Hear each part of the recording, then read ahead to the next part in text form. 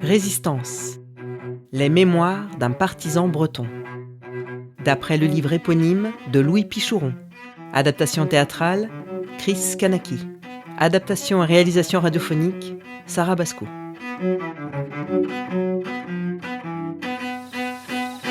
Épisode 2. La résistance s'étoffe.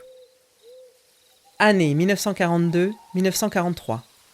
Louis. Au début, j'ai eu du mal à recruter, hors de mon cercle de connaissances. Bien sûr, mon frère Auguste, mon beau-frère Amédée Le Guen et bien d'autres étaient de la partie, mais les volontaires pour s'opposer activement au régime de Vichy n'étaient pas légion.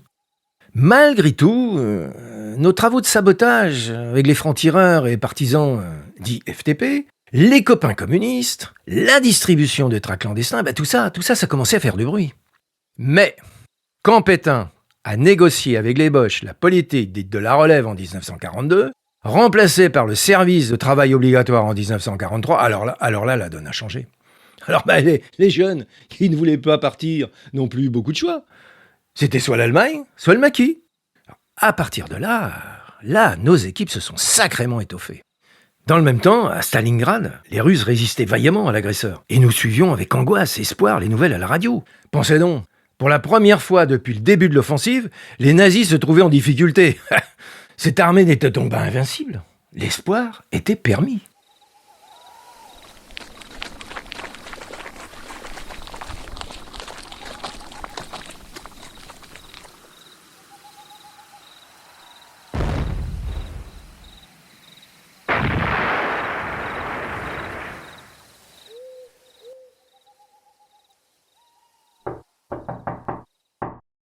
Chez Louis. Entrez les gars. Toinen. Salut. Ravio. Salut. Salut Amédée. Salut beau-frère. Bon, alors pas de problème avec ma nouvelle adresse et le couvre-feu ? Bah non, tu sais bien, on passe partout, incognito, comme de véritables chats de gouttière. Eh, dis donc, Louis, t'as entendu parler de la nuit dernière ? Ça a valsé. Ah, si j'ai entendu parler ? Bah oui. Et pendant que vos pylônes la dégringolaient à Paimpol, les ouvriers qui arrivaient à leur travail, ils ont failli se faire tuer. Alors bravo les gars. Ah, mon vieux, c'est pas de ma faute si ça a pété avec 3 heures de retard. C'est le crayon allumeur qui a déconné. Râle pas, lui. Reconnais que c'était un bon objectif. Un peu, mon neveu. Faire péter l'alimentation des fortifications allemandes, c'est pas de la gnognotte, hein. Pas vrai, Graviou ? Ouais, cette ligne à haute tension, ça fait longtemps que je voulais me la faire. À chaque fois que je passais devant, je lui répétais « Tu es à moi comme la sardine est à l'huile. » Bref, on s'est débrouillé pour placer les charges de façon à démater le plus grand pylône par la base. Ouais, et boum, il a tout emporté dans sa chute. Les autres pylônes, le transformateur, un sacré Trafalgar. Bon, et les gars, c'est pas un jeu. Je sais pas moi, prenez bien toutes les précautions quand vous manipulez les détonateurs. Oh, t'inquiète. En plus, on a recruté un mineur dans l'équipe. Et puis, on commence à avoir l'habitude, hein. C'est pas comme au début, hein. Toi, naine. Ça, Amédée, t'étais pas obligé d'en parler. Comment ça au début ? Pour la première livraison, Amédée était au travail. Et c'est sa sœur qui m'a remis les crayons allumeurs. Et tu sais, j'ai toujours un petit couteau dans mes poches. Et j'ai tout glissé dedans. Et boum, quelle explosion. Son fond de culotte s'était volatilisé. T'as pas été blessé au moins ? D'après ma sœur, il a sauvé de justesse ses bijoux de famille. On a surtout de la chance que les Boches nous aient pas entendus, hein. Ils cantonnaient juste à côté. Dis donc, Toinen, tu t'es jamais vanté de tout ça, sacripant. Bon, je dois quand même reconnaître que ça commence à faire un bon palmarès. Et puis, surtout, tu oublies les 2 grues des chantiers Tot de Plomard-Gautier et de la Mort-Plobian. Celles-là, les Boches les utiliseront plus pour construire des blocos. Ouais, je les avais repérés en faisant mine de chercher de l'embauche. Chaque fois, on est passé nickel vers 1h du matin. Comme un suppositoire au beurre de cacao. Il nous a fallu moins de 5 minutes pour poser la charge, relier les cordons détonnants, régler le crayon allumeur pour que moins de 3 heures après, l'explosion ait lieu. Et boum. Sacré beau travail, lui, non ? Eh calmos. Tu oublies les 2 heures aller-retour, hein. Ramper au milieu des tas de matériaux, raser les talus, zigzaguer entre les patrouilles Boches jusqu'à la maison de mon frère où on avait laissé les vélos. Bon, dis donc, Amédée, à ce rythme-là, Mais il va nous falloir beaucoup plus d'explosifs. Ben, tu sais, au début, je l'ai volé au pont et chaussée de Lézardrieux. Oui. Mais maintenant, l'ingénieur en chef Lebras, tu le connais? Mhm. Il se méfie. Et il les a cachés ailleurs. Et nous voilà encore sans munitions. La poisse. Bon, moi, je vois qu'une solution, les gars. Hein? Laquelle? Ben, mets de l'ingénieur dans le coup. Bah si. Si, moi je sais qu'il est pour la résistance, hein. D'accord. On te fait confiance. Et surtout, faites bien circuler le bruit que les Anglais auraient parachuté des saboteurs. Oui, mais si au moins on nous parachutait quelque chose de Londres. Mais rien. Absolument rien. Que des discours. Moi, quand je pense à tous ces types du Comité français de libération à Londres... Ouais, bien au chaud dans leurs pantoufles au lieu de nous aider. Avec ça, on n'est pas fauché, tiens, lui. Bon, allez, salut, lui. On y Salut. va. Ouais, salut les gars.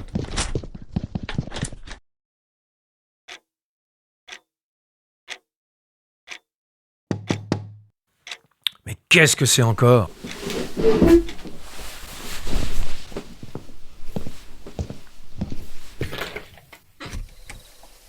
Le roux? Mais qu'est-ce que tu fous ici? Mais tu devrais être dans la nature. C'est à l'eau, Louis.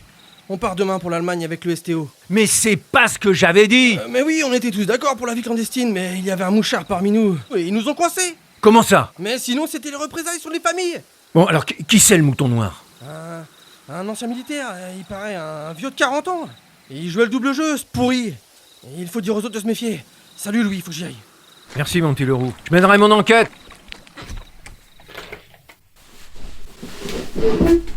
Quand je pense que ces pauvres gosses vont travailler à l'ombre de la croix de Gamay et renforcer le potentiel militaire de l'ennemi, mais merde! Ici, Radio Londres. Les Français parlent aux Français. Ce 8 novembre 1942, les Alliés ont débarqué en Afrique du Nord. Et pour terminer ce bulletin d'information, sachez que malgré les importantes forces déployées autour de la ville russe de Stalingrad, l'armée d'Hitler, qui n'a connu jusqu'à ce jour aucune défaite, n'a toujours pas réussi à en prendre le contrôle. Grâce au courage et à l'abnégation exemplaire des soldats et de la population russe, Stalingrad tient toujours.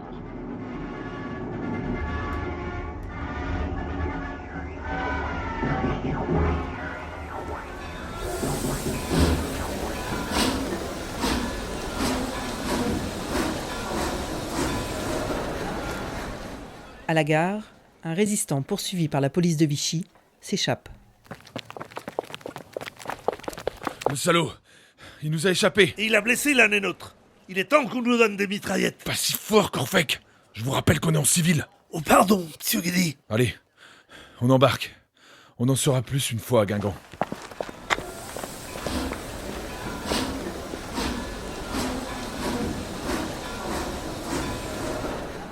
Louis.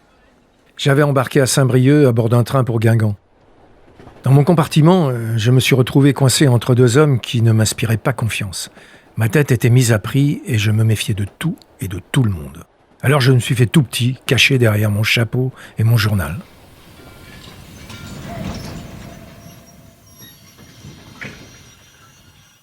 Guingamp, terminus du train.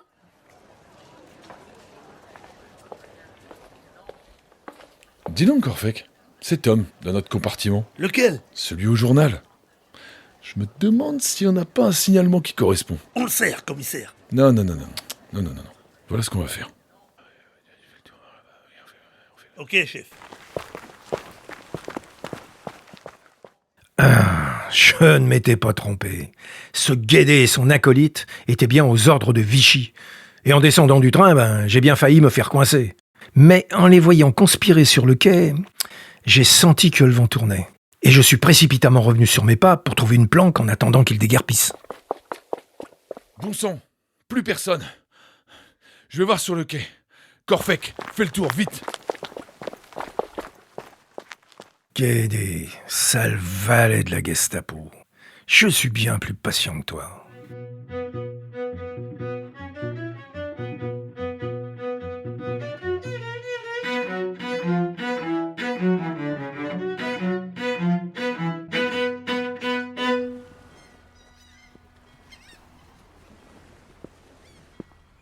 mon Louis, une promenade romantique. Oh, franchement, à nos âges. Plus ou moins. Enfin, tu verras bien, Léonie. Mais pense à m'appeler Maurice. Ah oui, Maurice.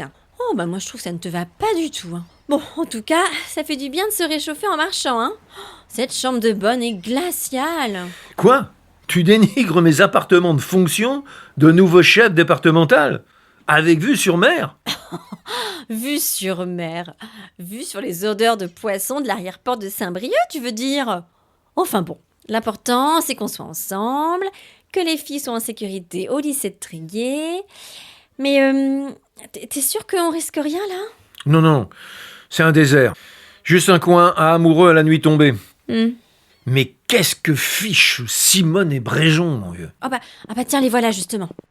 Alors les jeunes, on roucoulait le long du Légué? Non mais vous vous rendez compte, 9 minutes de retard. Oui. 1 minute de plus, nous, et on partait. Ça va, Louis, c'est bon. Mais enfin, ils connaissent bien la règle, non?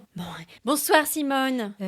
Oui, bonsoir Léonie. Alors dites-moi, vous recrutez toujours les jeunes? Oui, en fait, depuis la déculottée de Von Machin là, à Stalingrad, mais je peux vous dire que la France reprend espoir. Moi, je vois les réfractaires du service au travail obligatoire, mais qui se multiplient comme des petits pains d'avant-guerre. Ah, quand même. Bon, ne perdons pas de temps. Alors Maurice, quelles sont les nouvelles? Ça commence à sentir le roussi. Hein. La chasse est ouverte contre notre organisation. Alors, dorénavant, je vous conseille d'éviter les trains, les gares et de ne circuler qu'à bus ou en vélo. Et moi, j'ai manqué me faire pincer à Guingamp par des types de la police de Vichy, dont un qu'ils appelaient Monsieur Guédé. Guédé, ce vendu. Mais ils t'ont reconnu? Heureusement non. D'après Louis, Maurice, ils étaient obnubilés par un homme qui leur avait échappé. Ah oui, ça devait être Cavalan, le fugitif. Cavalan? Le chef FTP? Oui, il s'est pris une balle dans le ventre. Quoi? Mais là, il faut prévenir le réseau. Non, mais pas d'inquiétude, Lecause et son groupe l'ont dégagé en camionnette et ils l'ont mis en lieu sûr. Oui, c'est ce qui nous attend, le sacrifice suprême.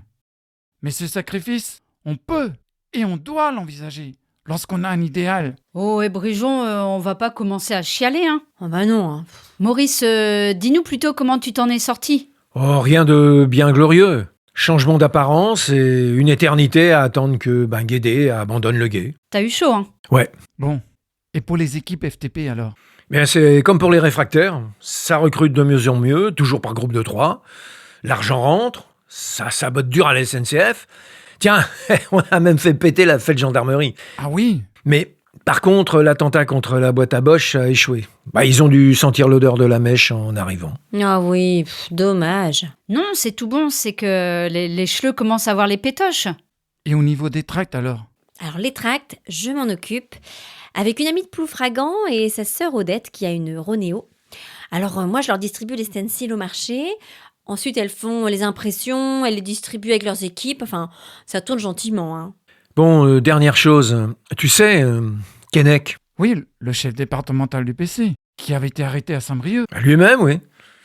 Il s'est évadé du camp de Vauvre. Non. Avec 2-3 autres. Ah bon? Et il s'est déguisé en Pandore. Non, mais comment ils ont fait? Ils ont profité de la relève du soir pour se mêler aux vrais gendarmes. Et puis, ils sont tout bonnement sortis au pack à danser. Non. Si! Comme quoi, tout n'est pas perdu du côté des forces de l'ordre, hein. Bon, c'est pas le tout, mais l'heure tourne. Le prochain rendez-vous? Mais écoute, on fait comme d'habitude. La patronne du café Lecause se renseignera sur le prochain rendez-vous. Ou sur les mots d'ordre qu'on y aura laissés. Bon, c'est pas le tout, mais nous, il faut qu'on y aille. Allez, Simone, tu viens, ma petite chérie? Bien sûr, mon petit Bréjon. Bon, faites attention en rentrant. Ah oui, hein, prenez soin de vous. Allez, vous inquiétez pas, salut. Salut. À bientôt. Bonsoir.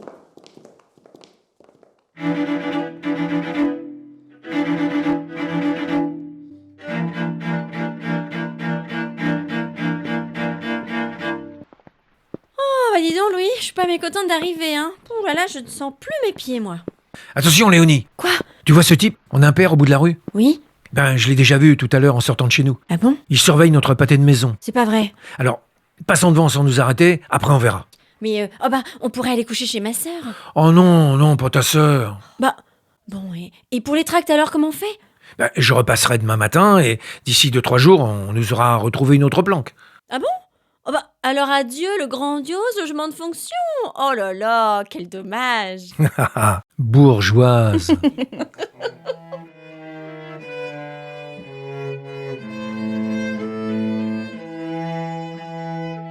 C'était Résistance, mémoire d'un partisan breton, épisode 2. Avec, par ordre d'apparition, les voix de Patrick Andrieux, Arnaud Guillemin, Stéphane Le Picard, Yves-Michel Lemeraire, Nicolas Trévisan, Maël Le Gourierec, Gwenda Le Détente, Jean-Pierre Pratt, Philippe d'Alençon, Maïwen Blanchet-Détente, Laurence Lemoyle. Musique, à l'alto, Florence David, au violoncelle, Karine Bonneau. Bruitage, Lénie Andrieux. Prochain épisode, Partir dans le brouillard.